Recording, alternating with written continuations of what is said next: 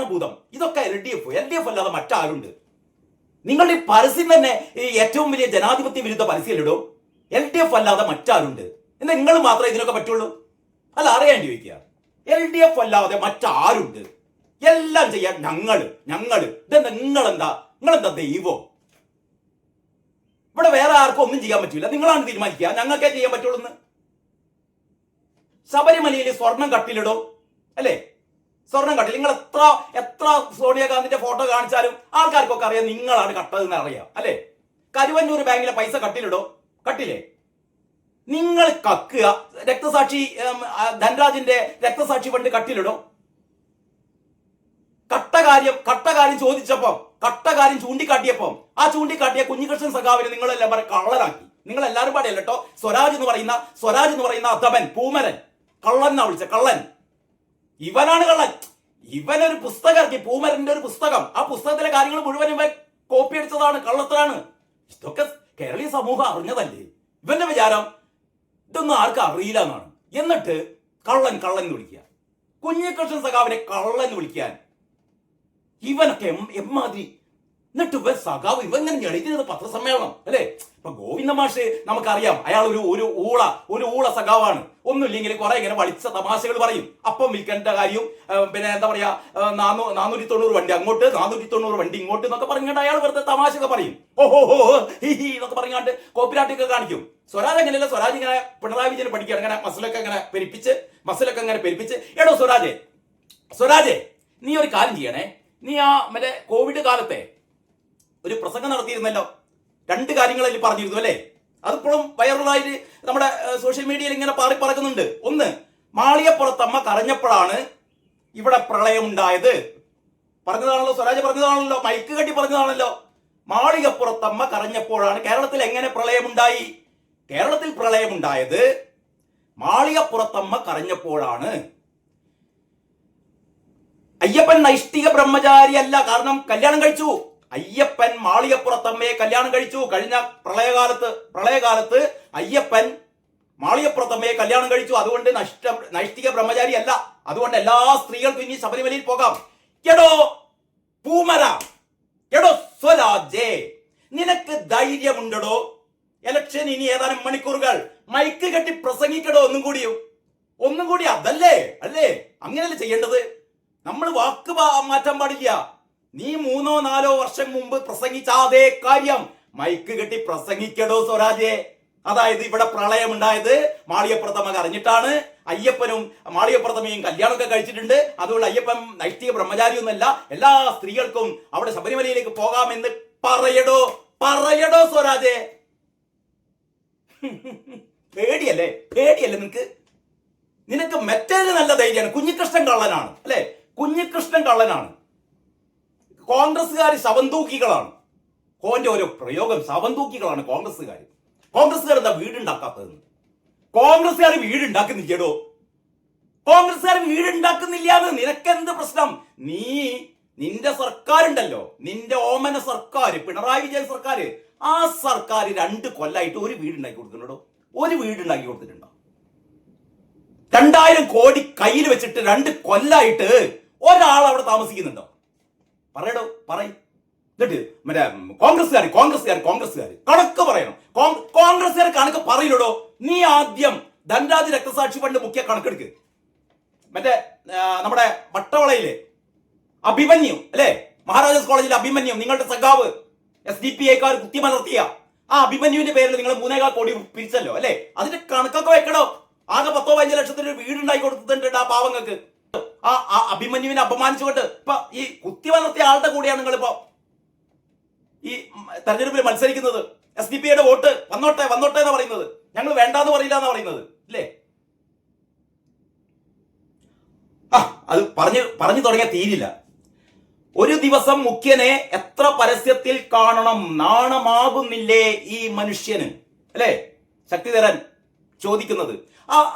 എന്താ പറയാ, ആ പോസ്റ്റിന്റെ താഴെ ഒരുപാട് കമന്റുകളുണ്ട്. അതിലൊരു കമന്റാണ്, നാണമില്ലാത്തവന്റെ ആസനത്തിൽ ഒരാല് മുളച്ചാൽ എന്നൊരു പഴഞ്ചൊല്ലുണ്ട്. സിനിമയിൽ പറഞ്ഞ പോലെ എന്റെ തല എന്നും പറഞ്ഞ്, അപ്പന്റെ ശ്രീനിവാസന്റെ ഡയലോഗാണ്, എന്റെ തല എന്നും പറഞ്ഞും കാണിച്ചും ഞാൻ പ്രസിദ്ധനാകണം എന്ന ഭ്രാന്ത് തലക്ക് പിടിച്ചാൽ എന്ത് ചെയ്യും? മറ്റാരും പാർട്ടിയിൽ പാടില്ല എന്നുകൂടിയല്ലേ അതിന്റെ സൂചന? എനിക്ക് ശേഷം പ്രളയം എന്നും അർത്ഥമുണ്ടാവും. CPM എന്ന പാർട്ടിയുടെ അന്ത്യമാണ് ഈ മനുഷ്യൻ ഒരുക്കുന്നത്. ഇതൊക്കെ നേരത്തെ നമ്മൾ പലവട്ടം പറഞ്ഞതാണ്. CPM എന്ന പാർട്ടിയുടെ അന്ത്യമാണ് ഈ മനുഷ്യൻ ഒരുക്കുന്നത്. അതോടെ ഈ പാർട്ടി ഇന്ത്യയിൽ തന്നെ ഇല്ലാതാകും. കോൺഗ്രസ് മുക്ത ഭാരതം എന്ന BJPയുടെ ഉദ്യമം CPM മുക്ത ഭാരതം എന്നാകും. അപ്പൊ കോൺഗ്രസ് എന്തായാലും ഇന്ത്യയിൽ നിന്ന് കോൺഗ്രസ് മുക്ത ഭാരതം എന്നൊരു സംഭവം ഇല്ല. കാരണം കോൺഗ്രസ് ഇങ്ങനെയൊക്കെയാണ്. കോൺഗ്രസ് ഇങ്ങനെ അടി ഉണ്ടാക്കും, കോൺഗ്രസ് ഇങ്ങനെ ഇത്തരത്തിലുള്ള കുത്തിത്തിരിപ്പുകളൊക്കെ ഉണ്ടാക്കും. പക്ഷെ കോൺഗ്രസ് എന്നുള്ള പ്രസ്ഥാനം ഇന്ത്യ ഉള്ളിടത്തോളം കാലം കോൺഗ്രസ് ഇവിടെയുണ്ട്. കാരണം കോൺഗ്രസ് എന്ന് പറയുന്നത് ആ രീതിയിലുള്ള ഒരു എന്താ പറയാ, അതിന്റെ സംഘടന അങ്ങനെയാണ്. സംഘടനാ തത്വങ്ങളും അതിന്റെ സംഘടനാ പ്രവർത്തനങ്ങളൊക്കെ അങ്ങനെയാണ്. അതല്ലാതെ ഒരു കേഡർ സംഘടനയൊന്നുമല്ല കോൺഗ്രസ് എന്ന് പറയുന്നത്. കോൺഗ്രസിന് അങ്ങനെ കോൺഗ്രസ് മുക്ത ഭാരതം ഒന്നും ആക്കാൻ പറ്റില്ല. പക്ഷേ CPM മുക്ത ഭാരതം ആക്കാം എന്നല്ലാതെ ആയി തുടങ്ങി. ഈ തിരഞ്ഞെടുപ്പ് കഴിയുമ്പോൾ നിങ്ങൾക്ക് കാണാം CPM മുക്ത ഭാരതം, CPM എന്ന് പറയുന്ന പാർട്ടി കേരളത്തിലല്ല ഇന്ത്യയിൽ തന്നെ, ഇന്ത്യയിൽ നേരത്തെ ഇല്ല, ഇനി കേരളത്തിലും കൂടിയും ഇല്ലാതെയാവുന്നു.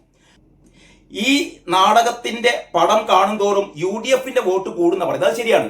ഈ കാരണഭൂതത്തിന്റെ പടം ഇങ്ങനെ കാണുന്നതിനനുസരിച്ച് UDFന്റെ വോട്ട് കൂടും. അതായത് കാരണഭൂതത്തിന്റെ ഈ അളിഞ്ഞ മീന്ത കാണുന്നതിനനുസരിച്ച് UDFന്റെ വോട്ട് ഇങ്ങനെ കൂടിക്കോളും.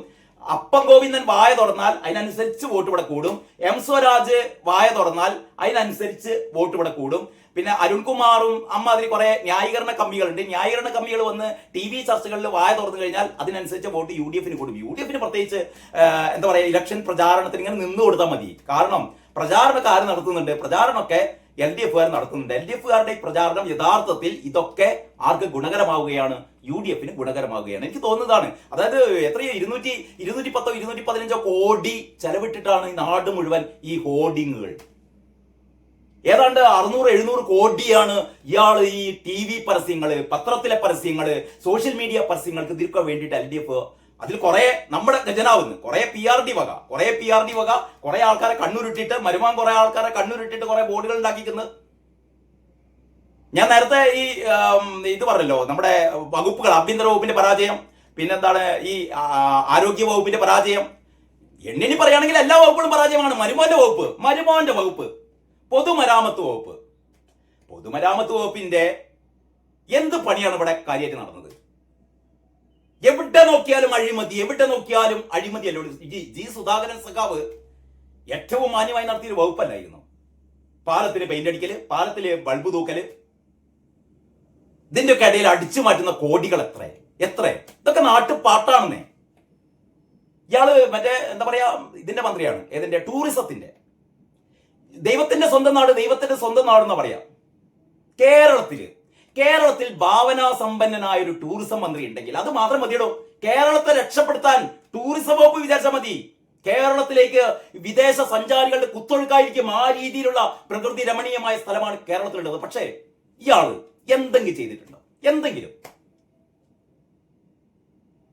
നേരത്തെ ഉണ്ടായിരുന്ന ടൂറിസം കേന്ദ്രങ്ങൾ പോലും പരിപാലിച്ച് നടത്താതെ പുതുതായിട്ട് എന്താണ് ഉണ്ടാക്കിയത്? ഇതൊക്കെ ജനങ്ങൾ പരസ്പരം ചോദിക്കുന്നുണ്ട്. അതിന്റെ ഇടയിൽ ഇയാളുടെ പടം ഇങ്ങനെ അവിടെ ഇവിടെ ഇങ്ങനെ എന്താ പറയാ പ്രദർശിപ്പിച്ചുകൊണ്ട് LDFന് വോട്ട് കിട്ടുമോ?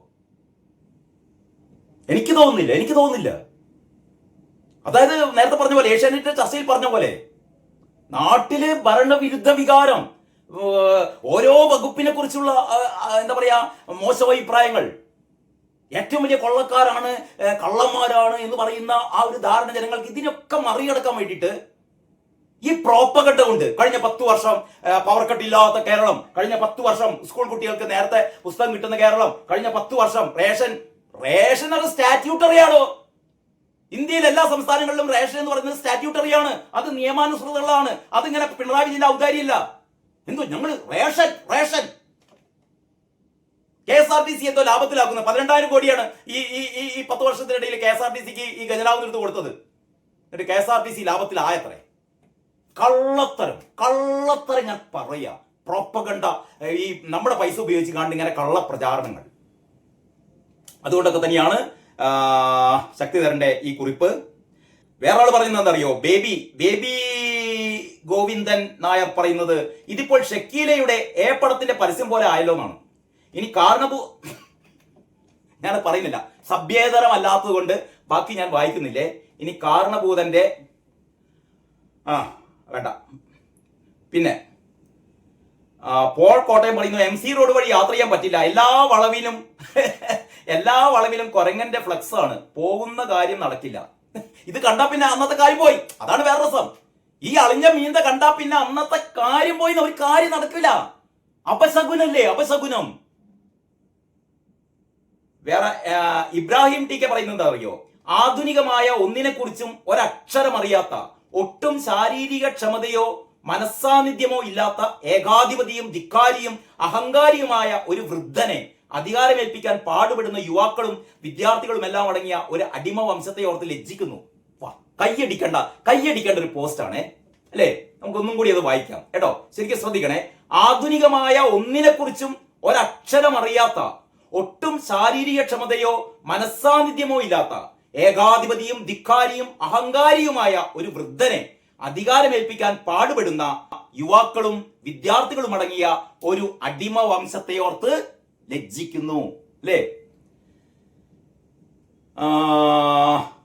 പിന്നുള്ളത് മിനിറ്റിൽ TV-യിലും പത്രത്തിലും കണ്ടുകൊണ്ടേയിരുന്ന് വെറുത്തു പോകുന്നു എന്ന് അയാളുടെ പറ്റിച്ചേർന്ന ആരാധകർ പോലും പറഞ്ഞു തുടങ്ങിയിരിക്കുന്നു.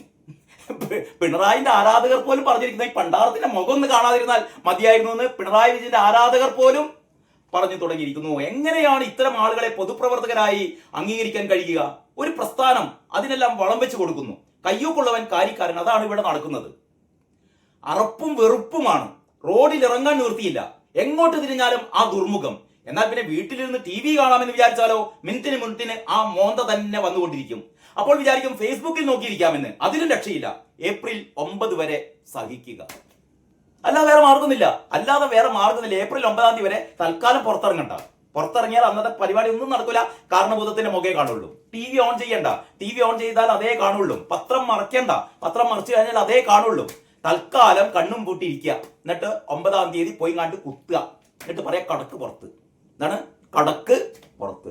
അതേ മാർഗമുള്ളൂ കേട്ടോ. ബാക്കി വിശേഷങ്ങൾ നമുക്ക് അടുത്ത വീഡിയോയിൽ പറയാം. അതുവരെ എല്ലാവർക്കും നന്ദി, നമസ്കാരം.